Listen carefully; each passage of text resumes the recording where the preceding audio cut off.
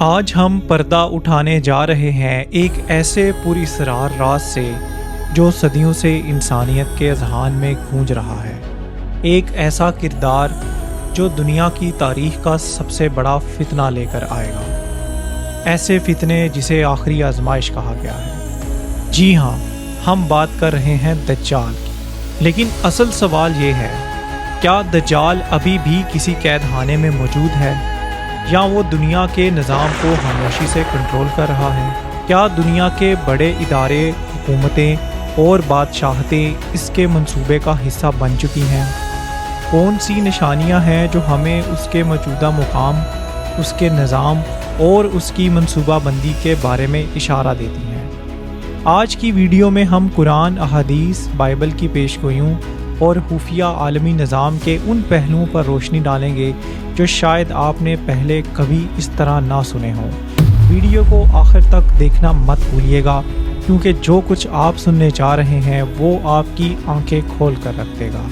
سب سے پہلے ہم اس اہم حدیث کا ذکر کریں گے جو دجال کے مقام کے بارے میں سب سے تفصیلی معلومات فراہم کرتی ہے۔ یہ صحیح مسلم کی مشہور حدیث ہے، جسے حضرت تمیم داری رضی اللہ تعالیٰ عنہ نے روایت کیا ہے۔ تصور کیجئے 30 عرب نوجوان ایک بحری جہاز میں سمندر کی لہروں کے رحم و کرم پر ہیں۔ 1 مہینے تک بھٹکنے کے بعد وہ ایک نامعلوم جزیرے پر پہنچتے ہیں۔ وہاں انہیں ایک عجیب و غریب جانور ملتا ہے، جساسہ، جو انہیں ایک مٹ میں موجود ایک شخص کی طرف رہنمائی کرتا ہے۔ وہاں کیا دیکھتے ہیں؟ ایک قوی ہیکل شخص، ہاتھ گردن سے بندھے ہوئے، وہ بیسان کے کھجوروں، تبریا جھیل اور زغر کے چشمے کے بارے میں سوال کرتا ہے، اور پھر اپنے بارے میں بتاتا ہے کہ وہ دجال ہے۔ اس کے بعد وہ یہ بھی بتاتا ہے کہ اسے عن قریب نکلنے کی اجازت مل جائے گی، اور وہ مکہ اور مدینہ کے سوا ہر شہر میں جائے گا۔ نبی اکرم صلی اللہ علیہ وآلہ وسلم نے اس روایت کو سن کر تصدیق فرمائی اور مشرق کی طرف اشارہ کرتے ہوئے فرمایا، نہیں بلکہ وہ مشرق میں ہے، وہ مشرق میں ہے۔ اس حدیث سے ہمیں دجال کے موجودہ مقام کے بارے میں سب سے پہلا سراغ ملتا ہے، ایک نامعلوم جزیرہ۔ یہ جزیرہ کہاں ہے؟ کیا یہ بحیرہ روم میں ہے یا بحیرہ عرب میں؟ حدیث اس کی صراحت نہیں کرتی۔ یہ سمندر کے اندر کوئی بھی ایسا مقام ہو سکتا ہے جہاں وہ اللہ کے حکم سے قید ہے۔ اس جزیرے کا سراغ آج کے جدید نقشوں پر بھی ملا نہیں جا سکتا، جو اس کے پر اسرار وجود کو مزید گہرا کر دیتا ہے۔ یہ پہلا مقام ہے جہاں دجال کے ہونے کا قوی امکان موجود ہے۔ لیکن کہانی یہاں ختم نہیں ہوتی۔ دوسری احادیث ہمیں اس کے ظہور کی جگہ کے بارے میں مزید اشارہ فراہم کرتی ہیں۔ دوسرا ممکنہ مقام، خراسان۔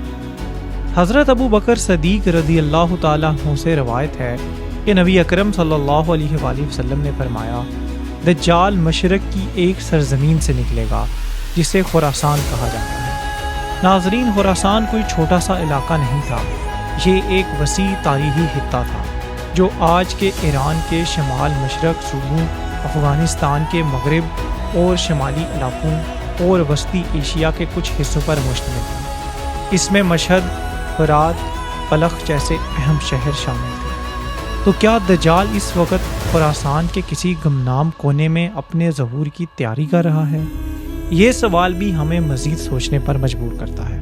تیسرا ممکنہ مقام، اصفہان۔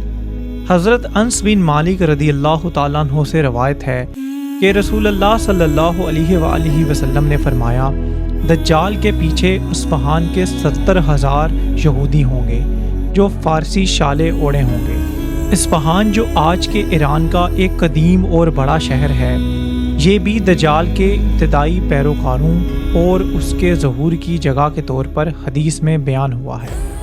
کیا دجال اس وقت اصفہان میں زیر زمین کسی جگہ پر موجود ہے، اور کیا وہاں یہودی اس کے ظہور کے منتظر ہیں؟ یہ بھی ایک نہایت چونکا دینے والی بات ہے۔ ایک اور حدیث نواس بن سمان رضی اللہ تعالیٰ عنہ سے روایت ہے جو دجال کے ظہور کی جگہ کے بارے میں کہتی ہے کہ وہ دجال شام اور عراق کے درمیان سے نکلے گا اور دائیں بائیں فساد پھیلائے گا۔ یہ ایک وسیع علاقہ ہے جو موجودہ شام اور عراق کی سرحد پر پھیلا ہوا ہے۔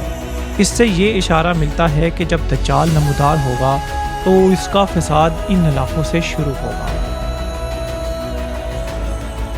احادیث کی روشنی میں دجال کے اس وقت کے مقام کے بارے میں 3 بنیادی امکانات سامنے آتے ہیں۔ وہ پر اسرار نامعلوم جزیرہ جہاں وہ جساسہ کے ساتھ قید ہے، ایک سمندری مقام ہے جس کے آج تک نشاندہی نہیں ہو سکی اور شاید قیامت سے پہلے اس کا راز فاش نہ ہو۔ خراسان تاریخی طور پر ایک وسیع علاقہ جو آج کے ایران، افغانستان اور وسطی ایشیا کے حصوں پر مشتمل ہے، یہ دجال کے نکلنے کی ابتدائی جگہ کے طور پر بیان ہوا ہے۔ اصفہان موجودہ ایران کا ایک بڑا شہر جہاں سے دجال کے ساتھ 70,000 یہودی نکلیں گے۔ لیکن کیا دجال آج بھی کسی جزیرے میں قید ہے؟ شاید نہیں، وہ آزاد ہے اور پوری دنیا کے نظام پر مکمل طور پر قابض ہو چکا ہے۔ ایک ایسا مکمل منصوبہ جسے دیکھ کر یہ گمان ہوتا ہے کہ یہ کسی عام انسان کا بنایا ہوا نہیں ہو سکتا۔ اس کے ساتھ شامل مددگار اپنی روحیں صرف اس لیے بیچ چکے ہیں تاکہ دنیاوی دولت اور طاقت حاصل کر سکیں۔ آئیے اب برطانوی شاہی خاندان میں کنگ چارلز کے کورا فارمز کا قریب سے جائزہ لیتے ہیں۔ یہ ہے برطانیہ کے شہزادہ چارلز اب بادشاہ چارلز سوم کا کورا فارم۔ بائبل کی کتاب ریویلیشن اور ڈینیل میں جو تفصیلات بیان ہوئی، بہت سے مفسرین انہیں حیران کن طور پر اس شاہی نشان میں موجود علامتوں سے جوڑتے ہیں۔ بائبل کی کتاب ریویلیشن کے باب 13 کی آیت 2 میں لکھا ہے، اور جو جانور میں نے دیکھا وہ چیتے کی مانند تھا، اس کے پاؤں ریچھ کے پاؤں جیسے تھے، اس کا منہ شیر کے منہ کی مانند تھا، اور اژدہے نے اسے اپنی طاقت بخشی۔ دائیں طرف کھڑا شیر جو برطانیہ کی طاقت اور بادشاہت کی علامت ہے، اس کی ماؤتھ آف لائن سے مماثلت بتائی جاتی ہے۔ بائیں جانب کھڑا یونیکارن جس کے جسم کو لیپرڈ سے تشبیہ دی جاتی ہے، اور شیر کے پنجے بائبل کے فیٹ آف بیئر سے میل کھاتے بتائے جاتے ہیں۔ بائبل میں ایک اور نشانی بیان کی گئی ہے، اور دیکھو ایک بڑا سرخ اژدہا تھا جس کے 7 سر تھے اور 10 سینگ تھے، اور اس کے سروں پہ 7 تاج سجے ہوئے تھے۔ اگرچہ شاہی نشان پر واضح طور پر 7 سروں والا یا 10 سینگوں والا اژدہا نظر نہیں آتا، لیکن کچھ مفسرین شاہی نشان کے نچلے حصے میں موجود سرخ رنگ کے ویلش ڈریگن اور تاج پر موجود کئی کرونز کو ان بائبل کی پیش گوئیوں سے جوڑتے ہیں۔ بائبل کے مطابق یہ بیسٹ دجال کی علامت ہے جو شیطانی نظام قائم کرے گا۔ بائبل کی کتاب ڈینیل کے باب 7 آیت 8 میں لکھا ہے، اور دیکھو ان میں سے ایک اور چھوٹا سینگ نکلا جس میں انسان کی مانند آنکھیں تھیں اور ایک منہ تھا جو بڑے بڑے بول بولتا تھا۔ شاہی نشان میں موجود یونیکارن یعنی لٹل ہارن کو بہت سے لوگ اس چھوٹے سینگ سے جوڑتے ہیں، جس کی آنکھوں کو انسانی آنکھوں جیسی اور زبان کو بڑی باتیں کرنے والی کہا گیا ہے، جو دجال کی فتنہ انگیزی اور دھوکہ دہی کی علامت سمجھی جاتی ہے۔ بہت سے ماہرین کے مطابق شاہی خاندان کا یہ نشان دراصل ایلومیناٹی اور اوکلٹ سمبلزم کا مجموعہ ہے، جس میں کئی خفیہ علامات چھپی ہیں، جیسے تاج میں موجود سلیب اور اورب، شاہی وارث یعنی ایلڈسٹ سن کا محسوس نشان، بلیک پرنس کا کردار، اور نشان کے اندر موجود 10 لائنز جو برطانیہ کے مختلف علاقوں کی نمائندگی کرتے ہیں، اور 4 بیس جن کا ذکر بائبل میں ہے، ان میں سے ڈریگن کا نمایاں کردار۔ یہ تمام ایک بڑے دجالی نظام کی نمائندگی کرتے بتائے جاتے ہیں۔ صرف یہی نہیں، بلکہ اس کوٹ آف آرم سے مشابہ نشانیاں آپ کو دنیا بھر کے سرکاری اداروں سے لے کر تجارتی مصنوعات تک ہر جگہ دکھائی دیں گی۔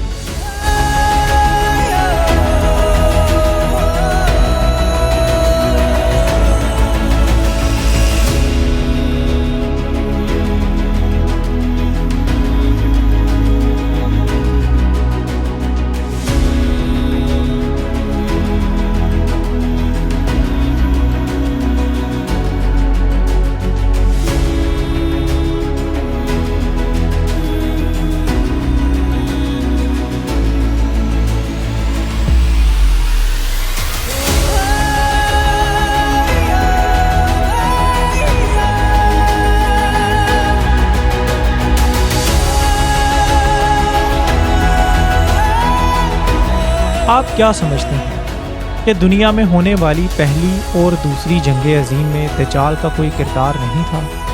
در حقیقت ان دونوں عظیم جنگوں کا اصل مقصد اسرائیل کے قیام کی راہ ہموار کرنا تھا، تاکہ بیت المقدس پر مکمل قبضہ ممکن بنایا جا سکے۔